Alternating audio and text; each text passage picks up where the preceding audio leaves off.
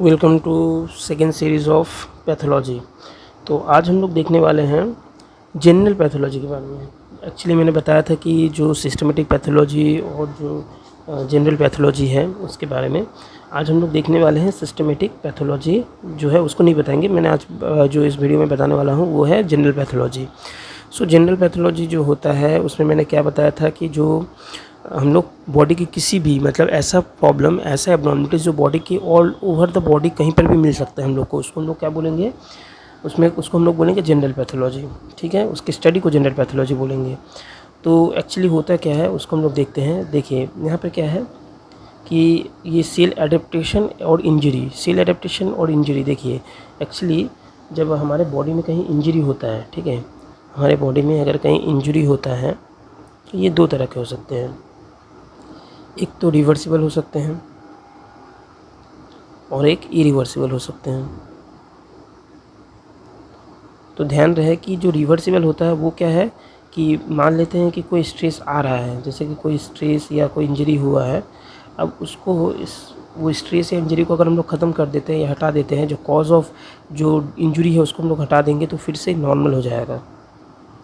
लेकिन अगर वो स्ट्रेस कंटिन्यूस रहा तो क्या होगा, ये इरिवर्सिबल हो जाएगा, नॉर्मल में वो नहीं आ पाएगा। ठीक है, डिस्ट्रॉय हो गया या मर गया या ऐसा कुछ हो सकता है। एपोप्टोसिस हो गया। एपोप्टोसिस मतलब क्या होता है, खुद से मर जाना। नेक्रोसिस मतलब बाहर से कोई मार देता है। तो नेक्रोसिस मतलब जैसे कि मान लेते हैं कि ये सेल है, मैंने क्या किया, इसको जला दिया तो ये मर गया। ठीक है, इसको नेक्रोसिस बोलेंगे। अब एपोप्टोसिस सेल मतलब क्या होता है कि ये सेल का लाइफ पूरा हो गया है, इसका काम पूरा हो गया है। हम लोग जानते हैं कि एक आदमी जो है उसका एक लाइफ स्पैन होता है, उसके बाद उसको डेथ करना पड़ता है, नेचुरल डेथ होता है। ये आर्टिफिशियल डेथ हो गया सेल का। नेचुरल डेथ में क्या होता है कि इसको खुद मरना पड़ता है। खुद कैसे मरेगा, तो इसका अंदर में माइटोकॉन्ड्रिया होता है, इसमें लाइसोसोम होते हैं, वो क्या होता है, फट जाता है। फटने के बाद क्या होता है, इस सेल को डिस्ट्रॉय कर देता है या डाइजेस्ट कर देता है।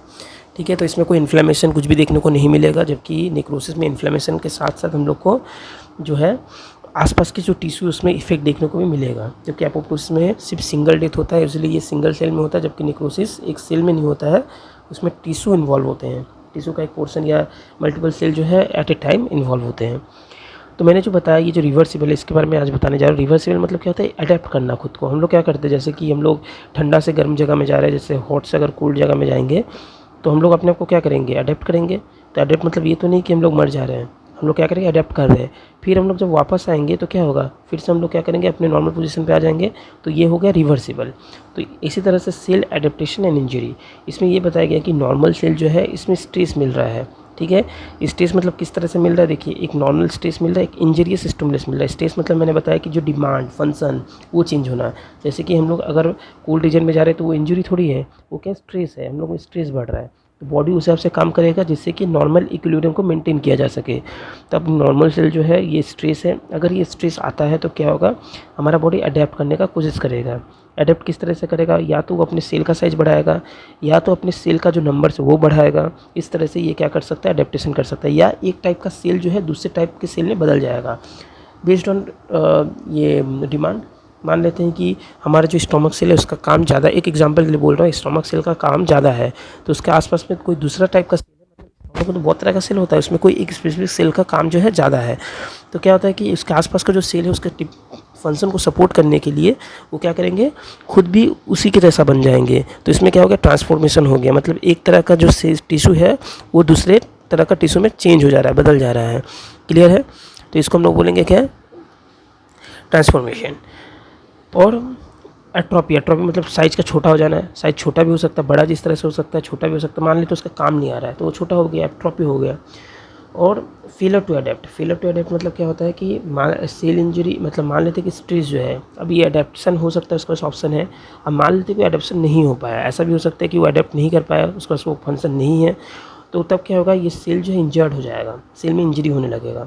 या कोई इंजरी स्टिमुलस मतलब बाहर से कोई चाकू भोंक दिए, आग लगा दिए, ठंडा चीज़ गिरा दिए, तो इसमें इंजरी स्टिमुलस हो गया, दोनों ही आके सेल इंजरी हो कर देता है। और जब सेल इंजरी कर देगा तो ये दो तरह का इंजरी होगा। एक तो होता है कि आपका माइल्ड एंड ट्रांजिएंट होगा। माइल्ड एंड ट्रांजिएंट मतलब जो कि हल्का इंजरी रहेगा और जो कम समय के लिए आएगा। ट्रांजिएंट मतलब होता है for a short period of time. तो क्या होगा कि वो रिवर्सिबल सेल इंजरी ये तैयार करेगा। अब जब रिवर्सिबल सेल इंजरी तैयार करेगा तो कुछ समय बाद वो नॉर्मल सेल में बदल जाएगा। लेकिन जो सेल इंजरी का पार्ट जिसमें जो इंजरी है वो सीवियर होगा और प्रोग्रेसिव होगा। प्रोग्रेसिव मतलब बढ़ेगा धीरे धीरे, और सीवियर मतलब बहुत ज़्यादा होगा और for a long period of time, तब वो इरिवर्सिबल सेल इंजरी में बदल जाएगा। इसमें सेल कुछ नहीं कर सकता, इसमें सेल को डेथ करना पड़ता है। अब डेथ जो सेल करेगा वो दो तरह से हो सकता है। निक्रोसिस मतलब बाहर से कोई इंजरियस चीज़ से मर गया, मतलब किलिंग हो गया। एपोप्टोसिस मतलब सेल सुसाइड, खुद वो सुसाइड करके मर जाएगा। तो मैं इसको आपको एक अच्छी तरह से समझा देता हूँ फिर से।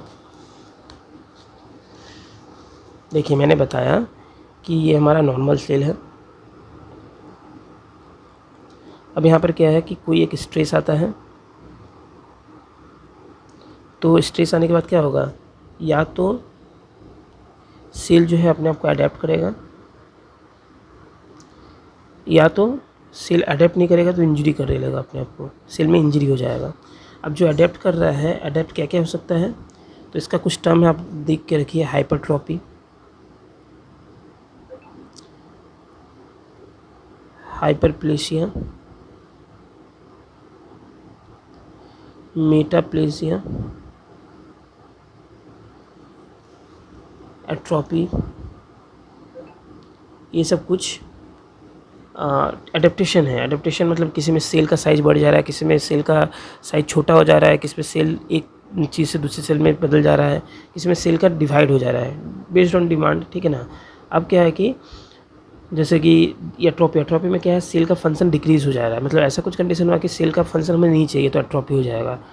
और ये तीनों जो है था इंक्रीज़ करने के लिए, जैसे मेटाप्लेसिया ट्रांसफॉर्मेशन हो रहा है। तो मैंने बताया ना एग्जांपल, जो मुझे इस स्पेसिफिक सेल का ज़रूरत है तो क्या हो गया, दूसरा सेल भी उसमें बदलने लगेगा।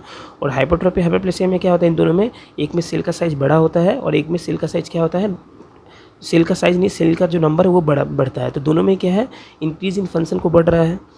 इंजरी का कब हो सकता है, तो मैंने बताया स्ट्रेस से हो सकता है, और एक कारण हो सकता है जो कि है आपका इंजूरियस एजेंट।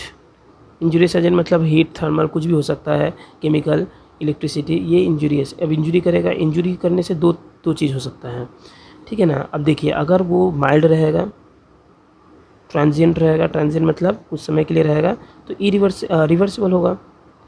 अब जब रिवर्सिबल होगा तो क्या होगा, रिवर्सिबल होने से बाद में जब वो हम स्ट्रेस को हटा देंगे तो धीरे धीरे अपने आप को हील करेगा और वो नॉर्मल में बदल जाएगा। लेकिन अगर वो प्रोग्रेसिव हुआ और सीवियर हुआ, प्रोग्रेसिव एंड सीवियर होता है, तो क्या होगा, इरिवर्सिबल होगा, और उसके बाद क्या हो जाता है, इसका डेथ हो जाएगा। और जो ये डेथ होगा ये दो तरह से हो सकता है, या तो एपोप्टोसिस होगा, या तो आपका नेक्रोसिस होगा। क्लियर है, एपोप्टोसिस होगा या तो नेक्रोसिस होगा।